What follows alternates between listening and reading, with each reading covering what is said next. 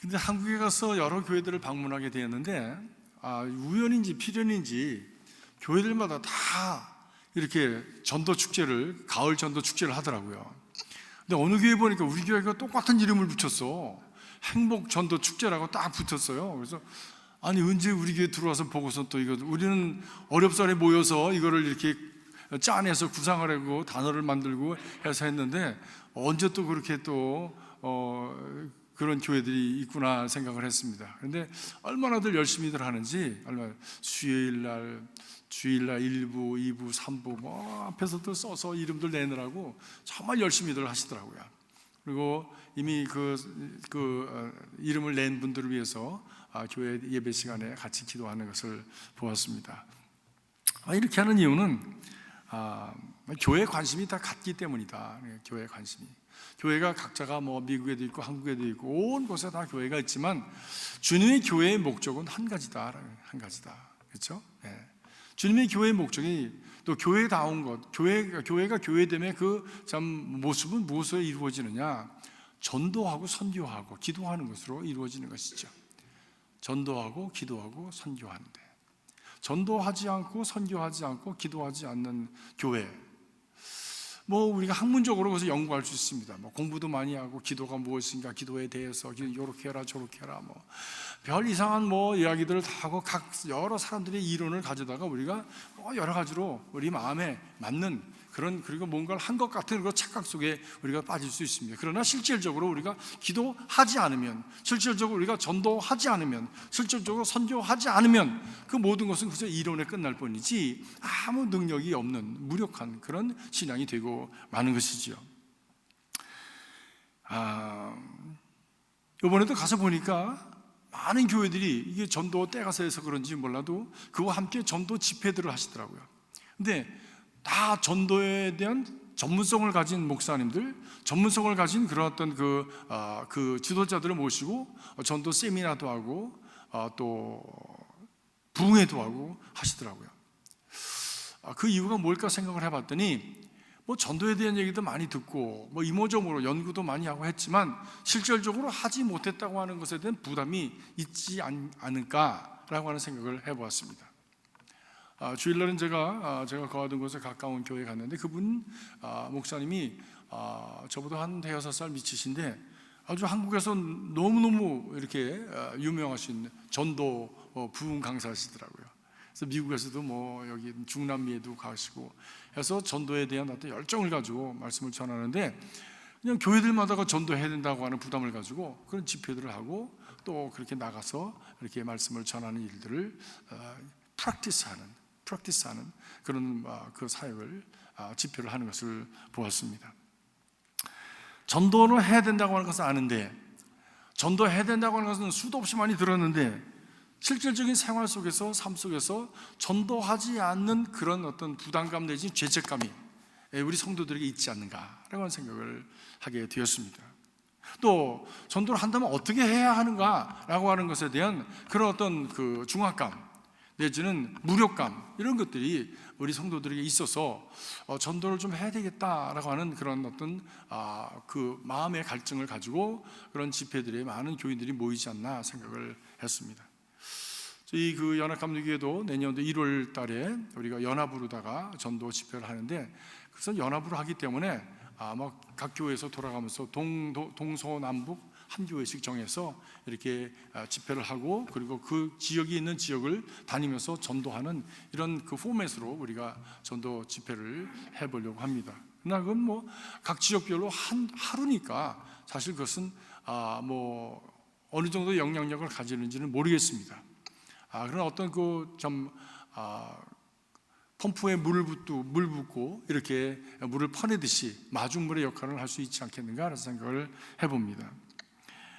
이 전도가 왜 중요한가? 이것은 주님께서 이 땅에 오신 목적이기 때문이다. 그리고 뿐만이 아니라 주님께서 이 땅에 오신 목적일 뿐만이 아니라 가실 때 죽음으로써 명하신 말씀이 바로 이 전도요 선교이기 때문이다.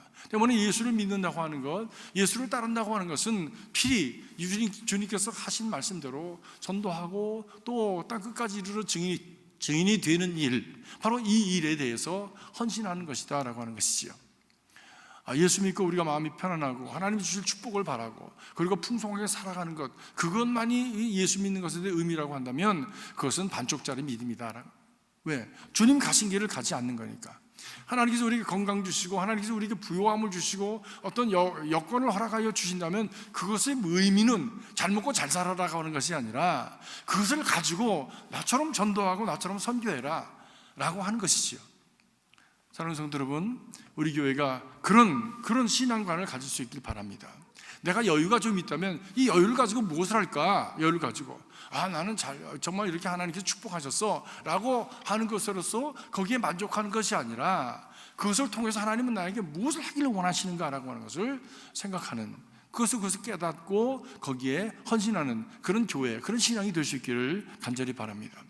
건강을 주신 것도 그렇고 물질을 주신 것도 그렇고 또 사회적인 어떤 그 여건을 주신 것도 그렇고 모든 것이 다 이 전도와 선교를 위해서 주셨다고 하는 것을 우리가 분명하게 깨닫고 그것을 위해서 살아가면 그러한 삶이 영광스러운 삶이요 존귀한 삶 그리고 복된 삶으로 우리가 결말을 지어낼 수가 있는 것입니다.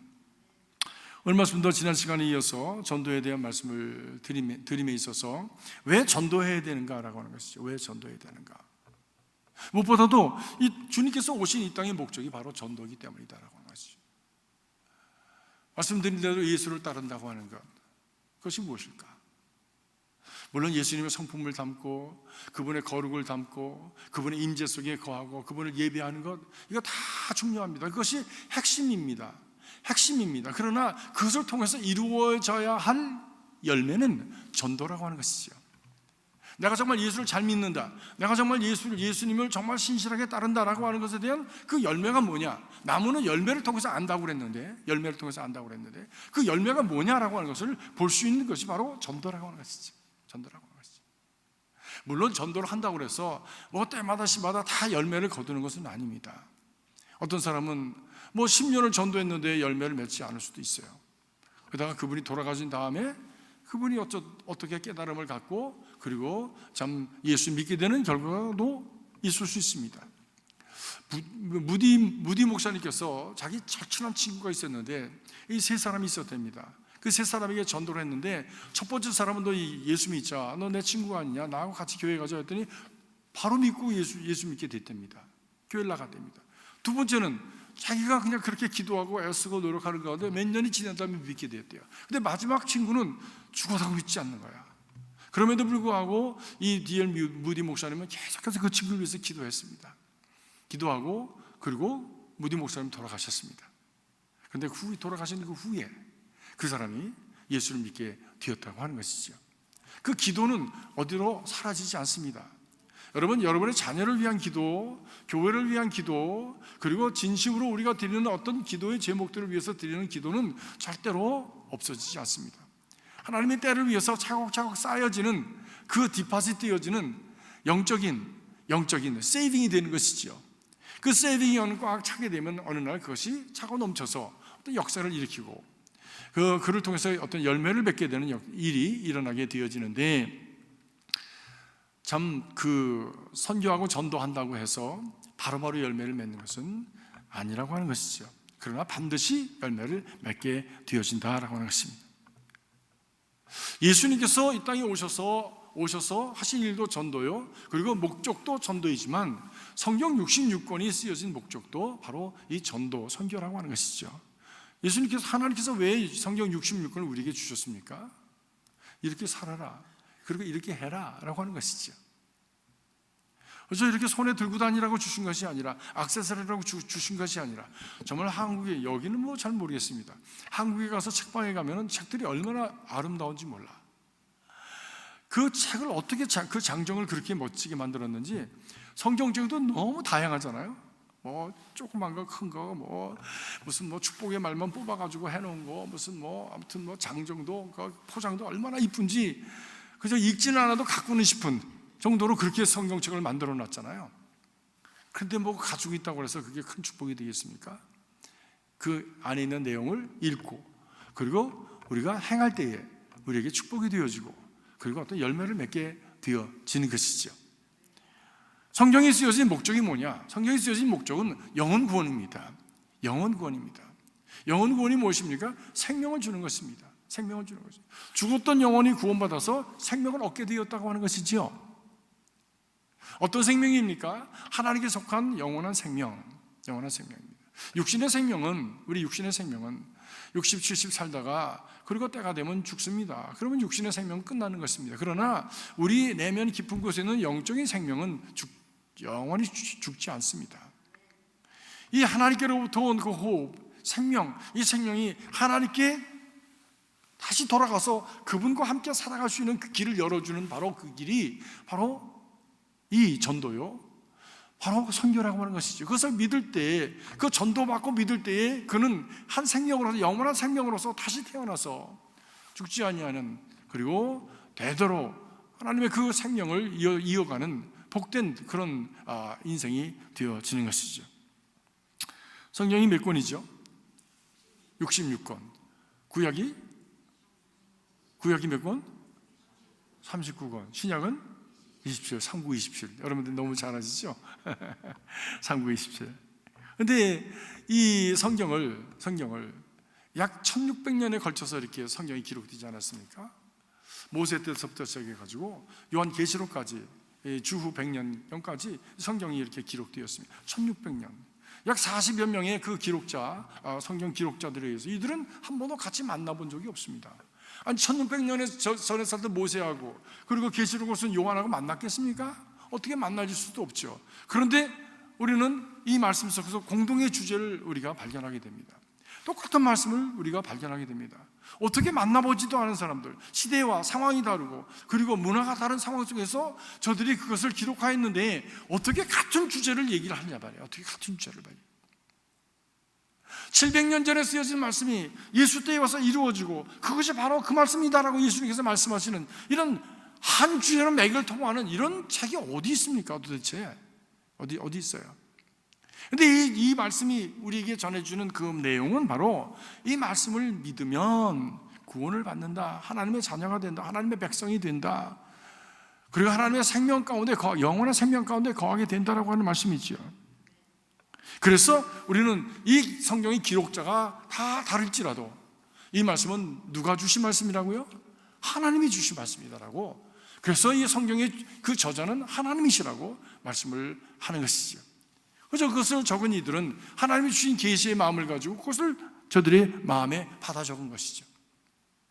오늘날 우리는 그 말씀을 읽는 것입니다. 이 성경에 우리 하나님이 인생이 하나님의 자녀가 되어서 복된 인생을 살아가는 그 길이 여기에 담겨져 있기 때문에 요한복음 20장 13절 꼭 이렇게 분명히 말씀합니다. 오직 이것을 기록함은 너희로 예수께서 하나님의 아들이심을 믿게 함이요 또한 너희로 믿고 그 이름을 힘입어 생명을 얻게 하려 함이라 말씀합니다. 이 말씀을 다시 바꿔 얘기하면 요한복음 3장 16절 시작. 하나님이 세상을 이처럼 사랑하사 독생자를 주셨으니 영생을 얻게 하려 하심이라. 같은 말씀입니다. 같은 말씀. 예수 그리스도의 오심을 이미 선포하였고 예언하였고 그리고 예수께서 오신 후에 행하신 일이 구원하시는 일이요 저들로 하여금 믿음을 갖게 함으로 말미암아 내 믿음이 너를 구원하였다라고 말씀하시면서 믿음의 역사가 저들에게 임하게 되고 새 생명을 얻는 역사가 일어나게 되었죠. 성경 전체가 말씀하는 것은 구원과 생명입니다. 구원과 생명입니다. 그렇습니다. 정말 인생이 70이고 강건하면 80이라도 수고와 슬픔뿐이요 속히 간다 라고 얘기를 우리가 하는데, 우리 인생이 이렇게 허무하고 무상하게 끝나버린다면, 그리고 우리 인생의 영원한 생명을 알지 못하고 그리고 짧은 60, 70년의 하루살이 같은 인생이 다인 것처럼 살아간다면 그것처럼 어리석은 일이 어디 있겠느냐는 것이죠. 근데 성경은 이렇게 오랜 동안 기록이 되었고 그리고 오랜 동안 기록이 되어진 그 말씀이 영원하신 하나님, 그 기록된 연수를 넘는 하나님의 영원성을 말씀하면서 우리가 하나님의 말씀을 통해서 믿으면 바로 하나님의 영원성 가운데 살아갈 수 있게 되어진다고 하는 것을 우리에게 가르쳐주고 있는 것이죠. 그러면서 먼저 믿은 사람들에게 너희는 이것을 전하라고 하는 것입니다. 이것을 전하라. 이것을 전하다. 이것이 축복이다. 이것이 참으로 그 인생의 영광이 되어진다라고 하는 것을 말씀하고 있는 것이죠. 이번에 우리 한국 교회사 유적지를 방문하면서 가시는 분들이 교회사 유적지가 뭔지, 한국 성지가 뭔지, 뭘 보고 한국 성지라고 그런지 뭘 몇 분이나 알고 가셨겠어요. 그냥 같이 가니까 가신 거지. 너무 좋았습니다. 너무 좋았어요. 한국을 좀 많이 다니셨겠습니까? 수십 번을 가셨겠지. 난 이런 곳은 처음 와봤습니다. 왜요? 그분들이 가지 않을 곳만 골라갔거든. 우리는 어떤 곳인데, 믿음을 가지고 살면서 그 믿음 때문에 죽은 사람, 죽은 이들, 순교한 이들이 있는 곳, 바로 그 자리를 찾아간 것이죠. 그것을 찾아가서 말씀을 듣고 거기에 있는 박물관처럼 다 정리를 해놨어요. 교회사를 어떻게 이렇게 잘 정리해놨는지 몰라. 한국 교회들이 새 교회를 지면 옛날 교회를 부수지 않았습니다. 그것을 옛날 그 박물관으로 그대로 보존을 하고, 거기에 성도들이 쓰던 모든 성경책이라든지 무슨 속회 일지라든지 무슨 아무튼 교회 그 교족부라든지 이런 걸 다 하고, 어떻게 해서 신앙이 이 교회에 들어왔으며 누가 그 신앙을 전수해 갔는지 이런 것들을 다 정리해 놨어요. 우리는 가서 그냥 보기만 하면 돼. 그런데 얼마나 그게 은혜가 되는지 몰라요. 저는 설교 한 번도 안 했어요. 왜? 제가 제 설교로 괜히 그분들의 역사를 더럽힐까 봐 그냥 저는 말을 이렇게 건네지 않았습니다. 또 그 안내하시는 이종만 목사님이 또 그걸 연구하신 분이시고 또 그것을 공부하신 분이시니까 좀 잘해야지.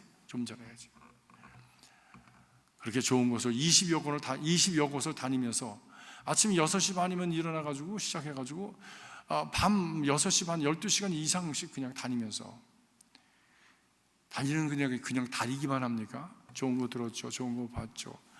그저 그 지역에 있는 가장 좋은 곳만 찾아서 먹었지요. 또 미국에서 또 그분들이 오신다고 해서 대접을 해야죠. 교회들마다 그냥 환영을 해주지요. 아주 영광도 그런 영광이 없어. 네. 너무너무 축복을 받았어요. 그러면서 대부분의 분들이 목사님 일주일만 더 있으면 안 돼요? 그러시더라고요. 그래서 제가 나 죽어요 그랬지. 네. 다 노인분들이시잖아요. 네. 다음에 또 할는지 안 할지 모르겠어. 아마 기회가 없을 것 같아. 네. 다음에는 이제 기회가 없을 것 같아. 네. That's it. 왜냐하면 또 다른 데 있으니까. 거기만 좋은 데가 아니니까. 더 좋은 데도 있을 수 있으니까 더 좋은 데를 찾아야지. 좀 발전해야 되지 않겠습니까? 그 교회에서 유적지를 다니면서 다시 깨닫는 것은 뭐냐? 다시 깨닫는 것은 이 전도와 선교의 능력이라고 하는 것이 어떤 것인가를 볼 수 있는 것이죠. 저들이 왜 저 은둔의 나라, 정말 그 미개한 나라, 여러분 미션이라고 하는 영화 보셨습니까? 미션이라는 영화? 따라라라다 따라라라라라 그 노래 나온 그 영화가 그 미션이라는 영화예요.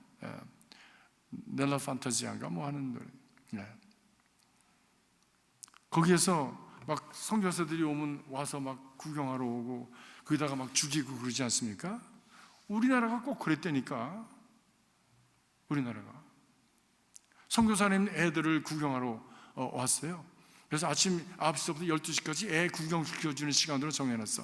하도 오니까. 왜? 얼굴은 하얗지 머리는 금발이지 눈은 파랗지 세상에 본 적이 없는 어린아이가, 근데 그것도 조그만 어린아이가 너무 인형 같은데 이쁘잖아요. 사람들이 와가지고 눈도 찔러보고 살도 만져보고 이게 진짜 살인가, 너무 하얘니까 그랬습니다. 그러다가 막 그냥 도륙을 해가지고 죽이고 선교사들을 그런 일들을 했습니다. 한국이, 우리 조선이. 그렇죠? 그런 나라 있어요, 우리나라가. 그런 나라에 하나님의 말씀이 들어오고 선교사들을 통해서 그들의 어눌한 언어를 통해서 믿음이 선포가 되어지고 전도가 된 것이죠. 참 신기해요. 예수 믿으십시오. 예수 믿고 천국 가십시오. 그런 말 듣고 누가 예수 믿겠습니까 요즘? 저는요 그 말씀과 성령께서 함께 하셨다고 믿습니다. 그렇지 않고서는 믿음을 가질 수가 없는 거예요. 우리처럼 이렇게 한국말도 잘하고 영어도 모두 다 잘하시잖아요. 왜 입을 다물고 있어야 돼 우리가? 그렇다면 그렇죠? 전도에 대한, 선교에 대한 믿음이 없는 것이지 우리는 얼마든지 할 수 있습니다. 얼마든지 모든 것을 다 갖추고 있어요. 지금 말도 잘하죠, 건강하죠, 여건도 되지요. 하고자 하는 마음이 없는 것이지 다 갖추고 있어. 우리는 그런 의미에서 우리는 하나님 앞에 너무 죄송스러운 거예요. 죄송스러운 거예요. 여러분들이 잘 아시는 한국의 최초의 순교자 우리 토마스 선교사님, 영국에서부터 와가지고 원래는 중국에 25살 때 왔는데, 25살 때 왔는데 그곳에서 그 부인이 1년 만에 죽습니다. 얼마나 충격적이겠어요. 그러던 중에 조선에 대한 얘기를 주변 사람들이 들으면서 이스라엘은 아름다운 나라인데 그것에 전혀 복음이 들어가지 않았다는 얘기를 듣고 그가 준비를 열심히 해가지고 그래서 2년 후에 한국을 찾아가게 되는데, 대동강을 따라서 이렇게 그 배를 타고 올라가다가 당신은 외국 사람들이 한국에 들어오는 것을 막는 때니까 그만 그 한국 수병들에 의해서 배가 파손되고 그리고 잡혀서 그리고 대동강변에 올라오게 되었습니다. 그때 이 토마스 선교사가 강변에서 무릎을 ቁ고 그리고 성경책을 들고 하나님 앞에 기도하고서는 자기를 향해서 칼을 들고 다가오는 그 졸병에게 성경을 주면서 예수 믿으시라고, 그러고선 단칼에 그냥 죽고 말았습니다. 그런데 재미있는 것은 바로 이분이 이 토마스 선교사를 칼로 베었던 이분이 나중에 목사가 됩니다. 성경의 역사는 참 신비해요. 손양원 목사님의 그 아들들을 죽였던 그 공산당이 손양원 목사님이 그를 양아들로 하고 그가 나중에 또 목사가 되지 않습니까? 성경의 역사는 참 신비한 거예요. 하나님의 역사는 이게 만지면 반드시 거룩한 오염이 됩니다. 그래서 정말 이게 흑암에 속했던 존재가 빛에 속한 존재로 변화되어지는 역사가 일어나게 돼요. 그것이 전도요, 선교입니다. 지금 당장은 어떤 변화가 일어나지 않는 것 같고 그 죽음으로 끝난 것 같지만 그 죽음으로 끝난 하나의 미랄이 그것이 파급적인 효과를 일으켜서 바로 참 그 새로운 일이 일어나게 되어지는 것이죠. 근데 토마스 그 선교사님을 칼로 찔러 죽인 그자가 박충권이라는 사람인데, 그 사람이 나중에 그 토마스 목사님이 준 성경책을 가지고 읽기 시작하다가 믿음이 생겼고 그리고 교회의 그 지도자가 되었는데, 그 후에 그가 이제 고백하는 것이 이런 고백을 했다고 그래요.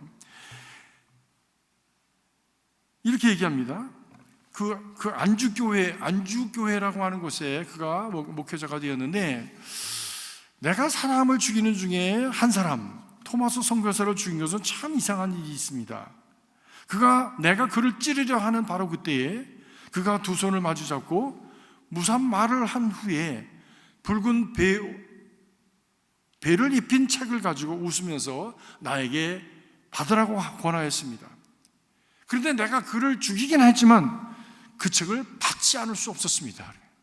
이상한 기운이 느껴진 거예요. 아마 토마스 선교사가 준 그 책이 배로 이렇게 감쌌던가 보죠. 그것을 주면서 받으라고 할 때 그것을 받고서는 그를 쳐 죽인 것이죠.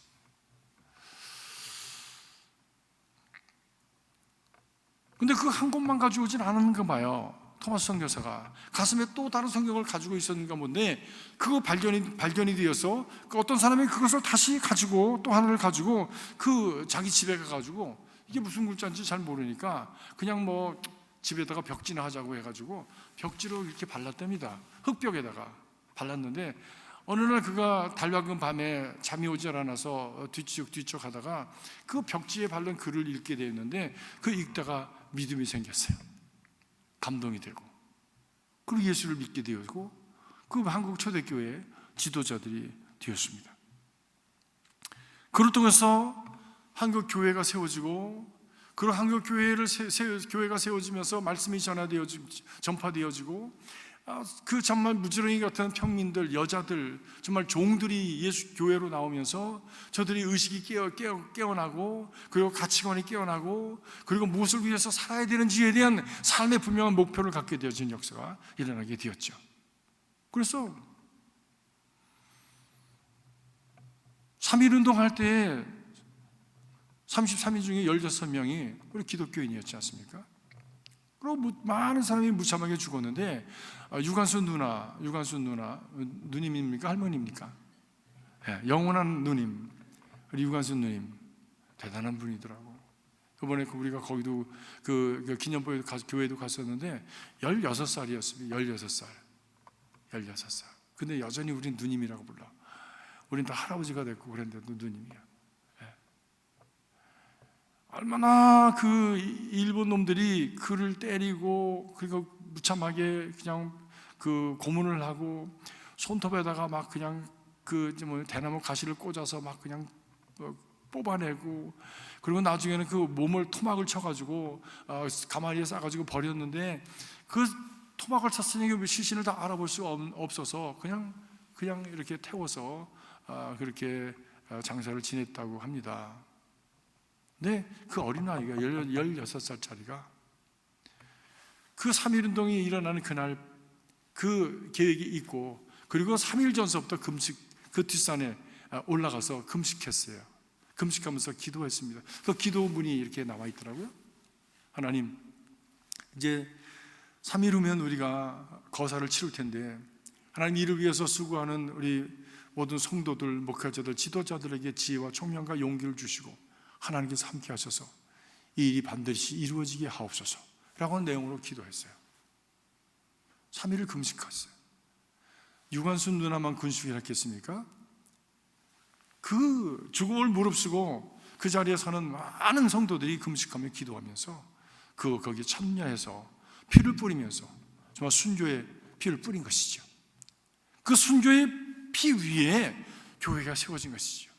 그 순교의 피를 뿌리게 된 이유가 뭡니까? 그 동기가 무엇입니까? 바로 예수 그리스도를 믿는 믿음이었어요. 그 믿음은 어디서부터 온 것입니까? 예수 그리스도께서 우리에게 주신, 하나님께 주신 그 말씀이었죠.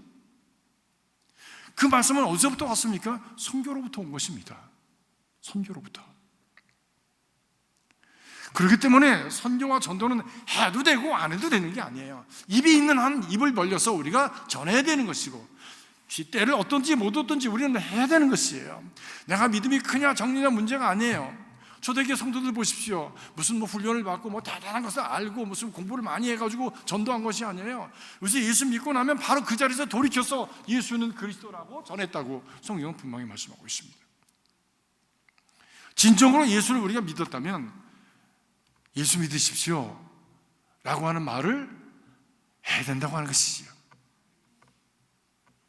그래서 우리 내년도 교회 주제는 전도가 될 것입니다. 그리고 우리 성도들의 인사는 한번 따라해 보시기 바랍니다. 전도하십시다. 너무 쉽죠? 너무 쉽죠? 예. 다시 한번 합시다. 전도하십시다. 2020년도 우리 교회 주제요. 인사말이에요. 전도하십시다. 전도하십시다. 왜? 이것이 우리의 본분이고, 이것이 우리의 목적이고, 예수 따르는 사람들의 길이기 때문입니다.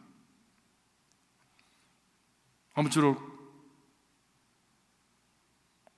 우리 교회가 진정 전도하는 교회로 거듭날 수 있기를 간절히 바랍니다. 한국이 오늘날 이렇게 잘 살게 되었더라고요. 들어가서 내용을 보니까 너무나 형편없는 것들이 많이 있지만 외적으로는 아무튼 너무나 풍요하게 잘 살게 되었어요. 근데 그 근간엔 무엇이 있느냐? 바로 이 선교가 있고 전도가 있는 거예요.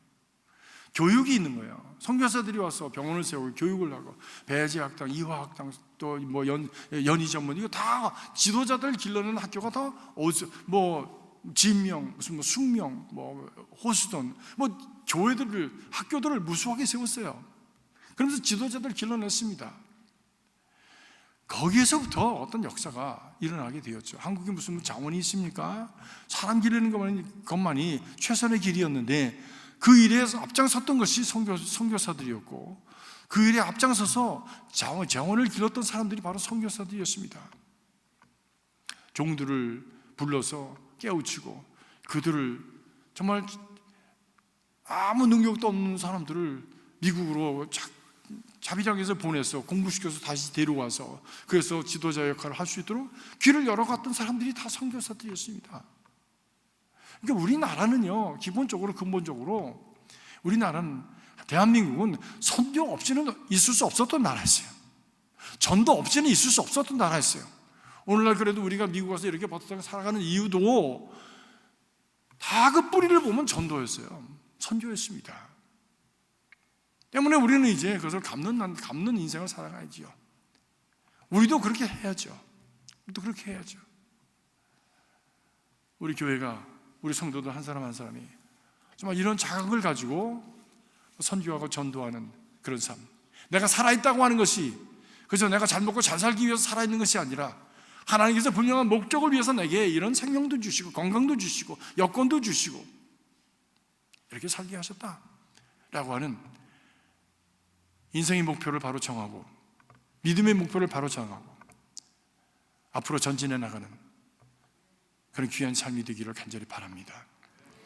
그래서 여러분들 중에는 정말 하나님께서 내가 이렇게 했더니 하나님이 나를 축복하셨다라고 간증하는 그 간증의 역사가 여러분 자신뿐만이 아니라 여러분 후대를 통해서 여러분 자자손손을 통해서 30배, 6배, 100배 열매를 맺는다고 약속하신 그 말씀이 이루어졌습니다라고 우리 조상이 이렇게 했었는데 그 덕을 내가 봅니다라고 자녀들이 고백할 수 있는 그런 역사 일어날 수 있기 바랍니다.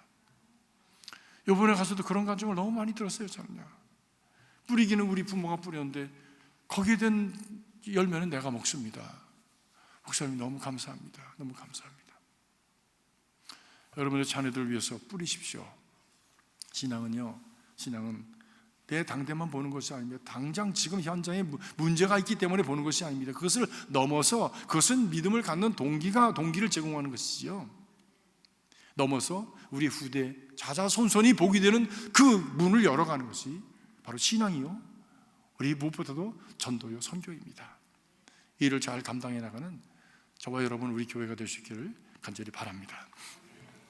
제가 이렇게 들으니까 보고를 받으니까 우리 전도 대상자들 한 30명 정도 이렇게 들어왔다고 얘기를 했습니다. 아직도 시간이 많이 있는데 우리 교인들 한 분도 빠지지 말고 정말 안타깝게 말씀을 드립니다. 한 분도 빠지지 말고 전도 대상자들을 우리가 올려서 같이 기도하고 모시고 나오고 또 뭐 안 나올 수도 있죠. 안 나올 수도 있어요. 그러나 적어도 그 전도하겠다고 하는 그런 마음, 전도에 빚진 마음을 가지고 어떤 거룩한 부담을 가지고 함께 동참하는 그런 역사가 우리 교회 내에 곳곳에서 일어날 수 있기를 바라는 것입니다. 그러면 교회 행사하니까 막 가겠죠? 아니요. 아닙니다. 이것이 내가 복받는 길이에요. 이것이 내 후손이 잘 되는 길이에요. 그것을 모른 척 하는 것은요, 스스로 이 대에서 하나님의 은혜와 축복을 끊는 거예요. 내가 끊는 거예요.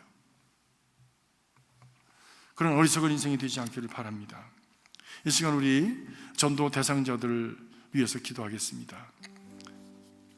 이미 내신 분들의 이름을 불러가면서 하나님, 이분들이 주님의 전에 나올 수 있도록 하나님께서 저들의 마음에 감동하여 주시옵소서. 아직 누구를 전도해야 되는지, 누구를 대상으로 삼아야 되는지 아직도 떠오르지 않은 분들은 하나님, 영혼 구원을 위한 그 생명을 찾게 하옵소서. 기도하시기 바랍니다. 그리고 이 11월 24일에 있을 바로 이 행복 전도 축제가 정말 하나님이 기쁘시게 하고 우리 자신이 보람 있고 그리고 함께 동참하는 모든 이들에게 참 은혜와 그리고 하나님의 선하심이 나타나는 그런 복된 축제가 되도록 하나님 함께하여 주시옵소서. 모든 준비의 과정에 함께 하시고 하나님 영광 받아 주시옵소서. 함께 기도하길 바랍니다. 한번 크게 주여 한번 합창하시고 한번 하시겠습니다.